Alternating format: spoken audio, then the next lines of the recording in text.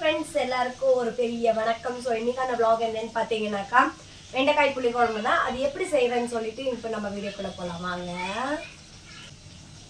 Friends ஒரு நிமிஷம். So வீடியோக்குள்ள போறதுக்கு முன்னாடி இப்பதான் நம்ம சேனலை புதுசா பார்க்கறீங்கன்னு நினைச்சீங்கன்னாக்கா நம்ம வீடியோவை சப்ஸ்கிரைப் பண்ணி வச்சுக்கோங்க நம்ம சேனலை.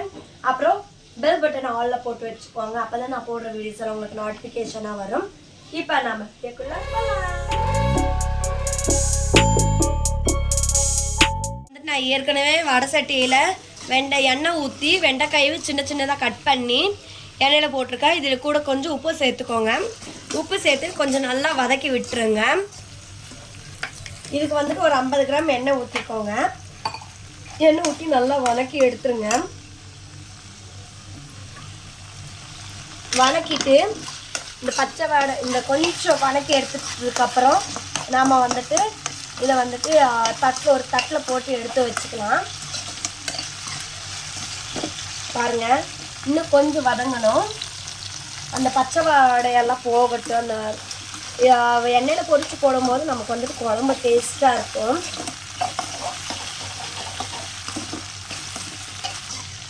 இந்த எண்ணெயோட எடுத்துடாதீங்க. ஸோ எண்ணெயை வடிகட்டி எடுத்துக்கோங்க. ஏன்னா எண்ணெயை வேஸ்ட் பண்ண வேண்டாம். ஓகே, அவ்வளோதான். இப்போ இதை நம்ம ஒரு பிளேட்டில் தனியாக எடுத்து வச்சுக்கலாம்.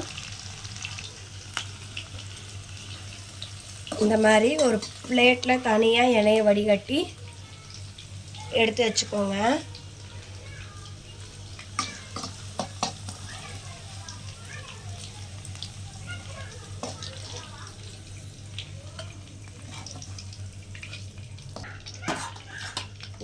இது வந்துட்டு நீட்டாக இருக்குது. என்னடா இப்போ அதுலேயே இது பண்ணுறாங்க இப்படி பண்ணுறாங்கன்னாலாம் நினச்சிக்காதீங்க. ஸோ வீட்டில் நான் எப்படி செய்கிறேன், வீட்டில் எப்போவுமே நான் நீட்டாக தான் செய்வோம். ஸோ அதே மாதிரி தான் எல்லோரும் பண்ணுற மாதிரி தான் நான் யதார்த்தமாக தான் பண்ணுறேன். இதுக்குன்னு நான் தனியாக செப்ரேட்டாக எல்லாம் நீட்டாக இது பண்ணி அது தனியாக இது தனியாக ஒவ்வொரு இதுக்கும் எடுக்க முடியாது. ஏன்னா பாத்திரம் வளர்க்குறது நான் தான். மக்களுக்கு வந்துட்டு நேச்சுரலாக செஞ்சு நேச்சுரலாக போடுறது தான் என்னோடய நோக்கம். ஸோ வீடியோவுக்கு வேண்டி நான் வந்துட்டு கிராண்டாக இதுவாக வீடியோக்கு வேண்டி நான் வந்துட்டு கிராண்டாக பண்ணணும். ஸோ வீடியோவை போடணும், நம்ம அப்படி பண்ணணும் இப்படி பண்ணணுன்றதெல்லாம் கிடையாது. யதார்த்தமான வீடியோ. ஸோ இப்போ எனக்கு என்ன பிடிச்சிருக்கோ அதை நான் பண்ணுவேன். ஸோ அதை யதார்த்தமாக உங்களுக்கு நான் காட்டுறேன். அது பிடிச்சவங்க பார்க்குறாங்க, பிடிக்காதவங்க ஸ்கிப் பண்ணிடுவாங்க. ஸோ பண்ணிட்டோம், எனக்கு அதை பற்றி கவலை கிடையாது. ஸோ என்னன்னு பார்த்தீங்கன்னாக்கா எனக்கு நேச்சுரலாக வீடியோ போடணும். ஸோ என்னை பிடிச்ச மக்கள் பார்க்குறாங்களா எனக்கு அது போதும். ஸோ சப்ஸ்கிரைப் பண்ணுறாங்களா எனக்கு அது போதும். என்னை பிடிச்சவங்களுக்கு நான் எப்போவுமே நான் எப்படி இருக்கிறேனோ அப்படியே தான் நான் வீடியோ போடுவேன். வீடியோவுக்கு வேண்டி நான் மேக்கப் போட்டுட்டு அப்படி அவ்வளோ கிராண்டாக மேக்கப் போட்டுட்டு சாரீ கட்டிட்டெல்லாம் நான் போடணும்னு எனக்கு வேண்டாம். ஸோ நேச்சுரலாக நான் எப்படி வீட்டில் அன்றாடம் வாழ்க்கை நான் வீட்டில் எப்படி பண்ணுறேனோ அதே மாதிரி தான் பண்ணுறேன். அதுக்காக எப்போவுமே நான் நைட்டிலேயே வீடியோ போடுவேன்னு நான் சொல்ல வர மாட்டேன் ஃப்ரெண்ட்ஸ். போடுவேன், சாரீ கட்டிட்டு போடுவேன், நல்லா மேக்கப் போட்டு போடுவேன். பட் எங்கன்னா எங்கேயாச்சும் வெளியில் ஃபங்க்ஷனுக்கு போகணும்.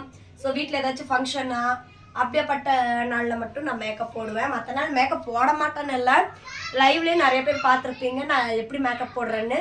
அவ்வளோதான், நம்ம சிம்பிளான மேக்கப் தான். நமக்கு அந்த அதிக அளவுக்கெல்லாம் நமக்கு மேக்கப் கிடையாது ஃப்ரெண்ட்ஸ். இப்போ வாங்க, எண்ணெய் காஞ்சிருச்சு. இப்போ ஒரு 250 கிராம் வெங்காயமும் ஒரு 2 பல்லு 2 கட்டை பூண்டும் நான் இப்போ எண்ணெயில் போட்டு வதக்க போகிறேன். புளிக்குழம்புக்கு மெயினாக சின்ன வெங்காயம் தான் மெயின். ஸோ சின்ன வெங்காயத்தை நல்லா சேர்த்துக்கோங்க. இதில் வதக்குங்க. புளிக்குழம்புக்கு வந்துட்டு மெயினாக வந்துட்டு என்னன்னு பார்த்தீங்கன்னா சின்ன வெங்காயம் தான் மெயினான ஒரு பொருள். ஸோ சின்ன வெங்காயம் போட்டால் டேஸ்ட்டாக இருக்கும். இது வந்துட்டு ஒவ்வொருத்தரும் வந்துட்டு பெரிய வெங்காயம் போட்டு செய்வாங்க. அது வந்துட்டு ஒரு மாதிரி இனிச்ச மாதிரி இருக்கும். இதுதான் வந்துட்டு டேஸ்ட்டாக இருக்கும், காரசாரமாக இருக்கும் குழம்பு. அண்ட் அப்புறம் வந்துட்டு புளி வந்துட்டு நார்மலாக சேர்த்துக்கோங்க. நீங்கள் இப்போ புளிப்பு தக்காளி சேர்த்துற மாதிரி இருந்தாக்கா புளிப்பு தக்காளி சேர்த்துக்கலாம். இது வதங்கட்டும். இது கூட கொஞ்சம் நம்ம சீரகத்தை சேர்த்துக்கலாம். சீரகம் பாருங்க, உங்களுக்கு தேவையான அளவு சீரகம் ஒரு 1.5 ஸ்பூன் அப்படி சேர்த்துக்கோங்க.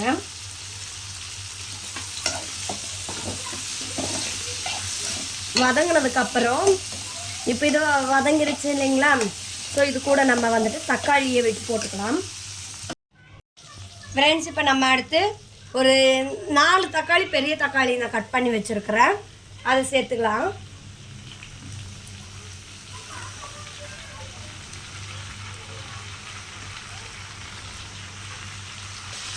இது நல்லா வதங்கட்டும். இது கூட கொஞ்சம் உப்பு, மஞ்சள் நம்ம சேர்த்துக்கலாம். இந்த உப்பு நம்ம தக்காளி வதங்கிறதுக்கு வேண்டி உப்பு சேர்த்துருக்குறோம். அப்புறம் வந்துட்டு மஞ்சள் வந்துட்டு ஒரு டீஸ்பூன், 1.5 டீஸ்பூன் சேர்த்துக்கோங்க. அவ்வளோதான். இது நல்லா வதங்கட்டும். நல்லா வதங்கினதுக்கப்புறம் இந்த மசால் போடும்போது நான் மசாலா எப்படி போடுறேன், என்ன மசால் போடுறேன்னு சொல்லிட்டு சொல்கிறேன் பாருங்கள். ஃப்ரெண்ட்ஸ், இப்போ இதில் பார்த்தீங்கன்னாக்கா மல்லித்தூள், மிளகாத்தூள், சாம்பார் தூள், அப்புறம் குழம்பு மிளகாய் தூள் இது மட்டும்தான் போட்டிருக்கிறேன். ஏன்னா ஏற்கனவே நம்ம புளிக்குழம்பு வீடியோ நிறைய போட்டிருக்கோம். இந்த பருப்பு உருண்டை குழம்பு, அப்புறம் பூண்டு குழம்பு போட்டோம் இல்லைங்களா? ஸோ பூண்டு குழம்போட மெத்தடே தான் இதுக்குமே.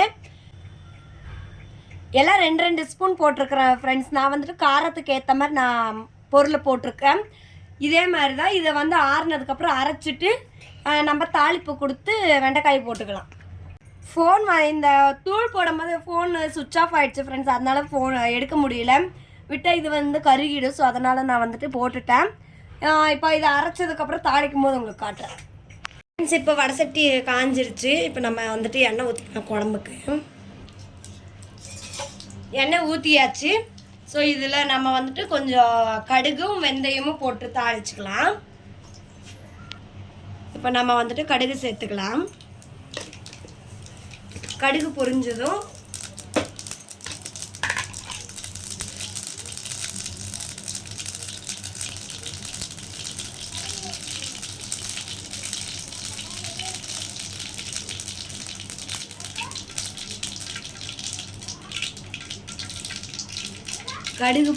நம்ம வெந்தயத்தை சேர்த்துக்கலாம். கொஞ்சமாக வெந்தயம் நான் எவ்வளோ வேணாலும் சேர்த்துக்கோங்க.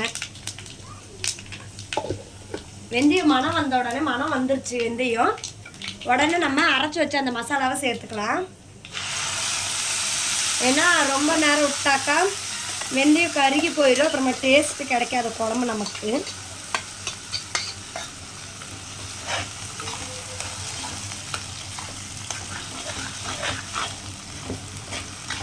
நல்லா பரட்டி விட்டுருங்க.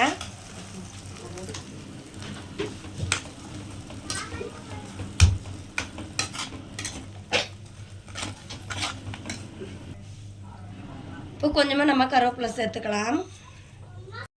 சேர்த்து நல்லா பரட்டி விட்டுறலாம். இப்போ நம்ம மிக்ஸி ஜார் கழுவி அந்த தண்ணியை சேர்த்துக்கலாம்.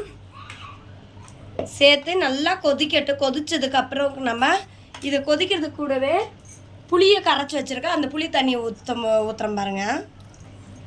குழம்பு வந்துட்டு உங்களுக்கு எந்த அளவுக்கு தேவையோ அந்த அளவுக்கு நீங்கள் தண்ணியை சேர்த்துக்கோங்க. நான் வந்துட்டு ஒரு வேளைக்கான குழம்பு தான் வைக்கிறேன். ஸோ ஒருத்தர் வந்துட்டு 2 நேரத்துக்கு சேர்த்து வச்சு குழம்பு வைப்பாங்க. அவங்கள கொஞ்சம் தண்ணி சேர்த்து ஊற்றிக்கோங்க. ப்ளஸ்ஸு தேங்காவை நீங்கள் சேர்த்துக்கலாம். தேங்காய் அரைச்சி சேர்த்துக்கோங்க.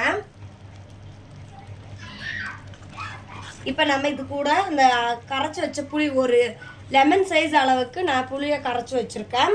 ஸோ அந்த புளி தண்ணியை சேர்த்துக்கலாம். அவ்வளோதான். சேர்த்துட்டு உப்பு கொஞ்சம் சேர்த்துக்கலாம். உப்பு வந்துட்டு தேவையான அளவு சேர்த்துக்கோங்க. எனக்கு தேவையாக இருக்கிற அளவுக்கு நான் சேர்த்துட்டேன் உப்பு சேர்த்து இன்னும் கொஞ்சம் நம்ம தண்ணி ஊற்றிக்கலாம். கொஞ்சம் நல்லா கொதிச்சு அந்த தண்ணியெல்லாம் நல்லா கொதிச்சு பச்சை வாடையெல்லாம் போனதுக்கப்புறம் நம்ம வெண்டைக்காய் சேர்த்துக்கலாம்.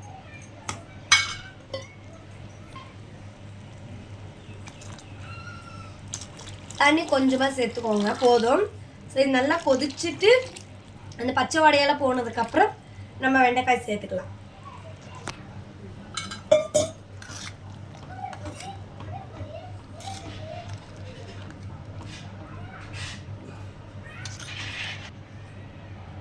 ஃப்ரெண்ட்ஸ், இப்போ இந்த நல்லா கொதிச்சு அந்த எண்ணெயெல்லாம் பிரிஞ்சு வரட்டும்.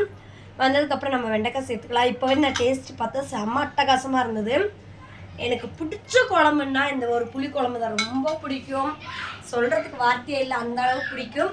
வெண்டைக்காய் புளி குழம்புன்னா அவ்வளோ ஒரு ரொம்ப ஆசை. பின்னாடி இருந்து சிரிக்கிறாரு. சிரிக்காதீங்க, இருக்கிறத தான் நான் சொல்லிட்டு இருக்கிறேன். இல்லை மக்களே, எல்லாமே பிடிக்கும் அவங்களுக்கு. விட்டா எல்லாமே பிடிக்குங்கிற அதான் சிரிப்பு. எனக்கு எதுவுமே பிடிக்காது. இந்த புளிக்குழம்பு வெஜ்ஜில் வந்துட்டு இந்த புளிக்குழம்பு, வெஜ்ஜில் வந்துட்டு இந்த புளிக்குழம்பு, அதுவும் மெயினாக வெண்டைக்காய் புளிக்குழம்புனா உயிரையே கொடுத்துருவேன். ஸோ உங்களுக்கு ஒன்று தெரியுமா, என்னோட அம்மா வந்துட்டு எனக்காகவே வெண்டைக்காய் புளிக்குழம்பு வைப்பாங்க. இங்கே ஒருத்தர் வெண்டைக்காய் தூக்கிட்டு ஓடுறான் பாருங்க. வெண்டைக்காய் சாப்பிட்றதுல அவ்வளோ ஒரு பிரியம் இதுங்களுக்கு. வெண்டைக்காய் வந்துட்டு அவ்வளோ ஒரு நல்ல விஷயம். வெண்டைக்காய் வந்துட்டு நான் வந்துட்டு இந்த மாதிரி குழம்பு வச்சு தருவேன். அது கூட வந்துட்டு நான் வெண்டைக்காய் முழுசாக நடுவில் கீரல் போட்டு உப்பு மிளகாத்தூள் போட்டு பரட்டி ஃப்ரை பண்ணி தருவேன். பேனில் போட்டு ஃப்ரை பண்ணி கொடுப்பேன். என் பையனுக்கு அவ்வளோ நல்லா சாப்பிடுவான். ஸோ இது குழம்புல போட்டதுக்கப்புறம் உங்களுக்கு காட்டுறேன் பாருங்க. பாருங்க, குழம்பு கொதிக்குது. இந்த கொதிக்கும் போது நம்ம இந்த வெண்டைக்காய் சேர்த்துடலாம். எல்லாம் பாதி எடுத்துட்டாங்க ஃப்ரெண்ட்ஸ். வெண்டைக்காய் வறுத்து வச்சதை தான் எல்லாம் அள்ளிட்டானுங்க. நான் தான் வெண்டைக்காய் பைத்தியம்னு பார்த்தாக்கா என் பசங்களும் வெண்டைக்காய் பைத்தியமாக இருக்கிறாங்க. நல்லா கொதிக்கட்டும். இந்த எண்ணெயை கொஞ்சம் அப்படியே நம்ம தள்ளி விட்டுடலாம். ஓகே ஃப்ரெண்ட்ஸ், அவ்வளோதான். இந்த குழம்பு நமக்கு ரெடி ஆயிரும். நல்லா கொதிச்சதுக்கப்புறம் இறக்கும் போது உங்களுக்கு நான் காட்டுறேன் சாப்பிடும் போது. ஹாய் ஃப்ரெண்ட்ஸ், வெண்டைக்காய் புளி குழம்பு ரெடி ஆயாச்சு. இங்கே பாருங்கள், நம்ம குழம்பு ரெடி. ஸோ இது எப்படி இருக்குன்னு சொல்லிட்டு இன்றைக்கி நானே டேஸ்ட் பார்த்து சொல்ல போகிறேன் வாங்க. ஏன்னா இன்றைக்கி குழம்பு அவங்களுக்கு, வெண்டைக்காய் குழம்பு அவங்களுக்கு பிடிக்கும். அதனால் அவங்களே டேஸ்ட் சொல்லுவாங்க. பாருங்கள்.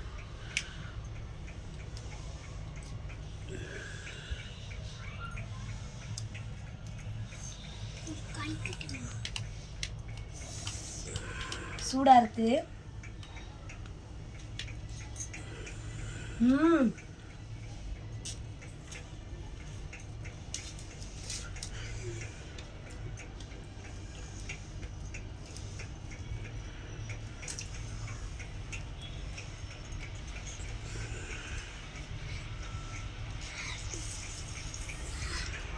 சூப்பராக இருக்குது ஃப்ரெண்ட்ஸ்.